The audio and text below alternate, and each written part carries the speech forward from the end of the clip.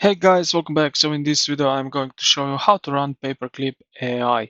So yeah, let's get straight into it. Now if you click here on GitHub, you will see here the dashboard, basically the project on GitHub, and here you will see this green button code, and then you have options here. So if you want to download zip file, which I will guide you through today, then do that. So click on download zip file, and when you do that, you will get something like that when you extract all of the uh, when you extract this file with zip file. Okay, now second thing is you will open up here this extracted file, and then right click on it and open in terminal. So something like that you will see here, basically the file uh, of this paperclip. Now you probably don't have it yet, so what you're going to type in is basically first the installation thing right here.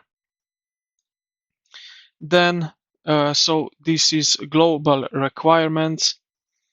Then we have local repository dependencies. So you will type in this one, you will type in pnpm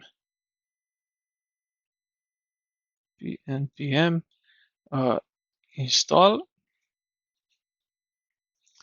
and after that what you're going to do is type in pnpm dev, and this would need to run basically the local server of Paperclip.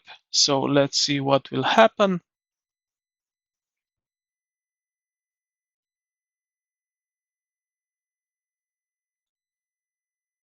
As you can see now, and now the last thing is we need to open basically in our web browser localhost. So I will paste in this information localhost.